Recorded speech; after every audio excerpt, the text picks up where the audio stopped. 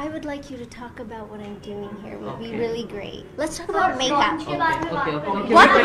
What piece of no? I'll ask a question now. What makeup are you buying your wife, your mother, your sisters, and your friends?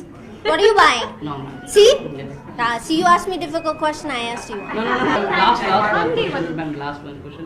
ದುರಹಂಕಾರಕ್ಕೆ ಮತ್ತೊಂದು ಹೆಸರೇನು ಎಂದು ಯಾರಾದರೂ ಕೇಳಿದ್ರೆ ಸದ್ಯಕ್ಕೆ ಕರ್ನಾಡಿನಲ್ಲಿ ಬಹುತೇಕರು ದರ್ಶನ್ ಎಂಬ ಉತ್ತರವನ್ನೇ ಕೊಡ್ತಾರೆ.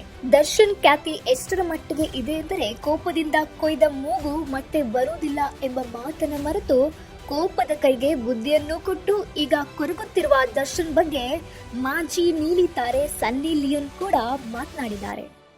ಹೌದು, ನೀಲಿ ನೆರಳಿನಿಂದ ಆಚೆ ಬಂದು ಇವತ್ತು ಬಾಲಿವುಡ್ನಲ್ಲಿ ಅಷ್ಟೇ ಅಲ್ಲದೆ ದಕ್ಷಿಣ ಭಾರತೀಯ ಚಿತ್ರರಂಗದಲ್ಲಿ ಕೂಡ ತಮ್ಮ ಅಸ್ತಿತ್ವವನ್ನು ಕಂಡುಕೊಂಡಿರುವ ಸನ್ನಿ ಲಿಯೋನ್ ಬೆಂಗಳೂರಿಗೆ ಬಂದಿದ್ರು. ಕನ್ನಡದಲ್ಲಿಯೇ ಮಾತು ಶುರು ಮಾಡಿ ಕನ್ನಡ ಕಲಿಯುತ್ತೇನೆ ಎಂಬ ಭರವಸೆಯನ್ನು ನೀಡುವ ಮೂಲಕ ಅಲ್ಲಿದ್ದವರ ಹೃದಯವನ್ನು ಗೆದ್ದರು ಸನ್ನಿ ಲಿಯೋನ್. ಇನ್ನು ಕೇವಲ ದರ್ಶನ್ಗೆ ಮಾತ್ರ ಅಲ್ಲ, ಸನ್ನಿ ಲಿಯೋನ್ಗೂ ಕೂಡ ಅಪಾರ ಸಂಖ್ಯೆಯಲ್ಲಿ ಅಭಿಮಾನಿಗಳಿದ್ದಾರೆ.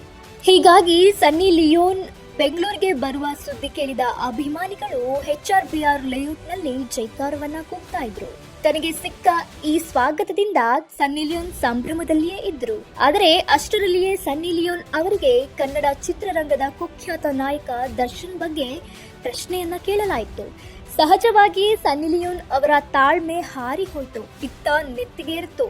ಹೀಗಾಗಿ ಕೋಪದಲ್ಲಿ ಮಾತನಾಡಿದ ಸನ್ನಿ ಲಿಯೋನ್, ತಂಗಿ ಮತ್ತು ತಾಯಿಯನ್ನ ಖುಷಿಪಡಿಸಲು ಯಾವ ವಸ್ತು ಖರೀದಿ ಮಾಡ್ತೀರಿ ಹೇಳಿ, ಆಗಲ್ವಲ್ಲ ಎಂದು ಮರು ಪ್ರಶ್ನೆಯನ್ನ ಹಾಕಿದ್ರು. ಇದು ಸಹ ಹಾಗೆ ಎಂದು ಕೈ ಮುಗಿದ್ರು.